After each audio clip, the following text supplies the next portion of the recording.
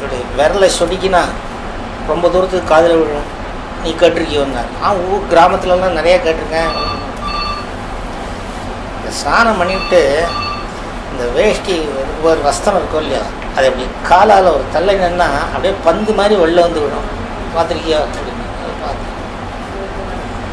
இப்போ எல்லாம் போயிடுச்சு. எனக்கு வலது கண் தெரியல, இடது காது கேட்கல, கை சொடிக்கினா முடியல, காலில் சக்தி இல்லை அப்படின்னு சொன்னார்.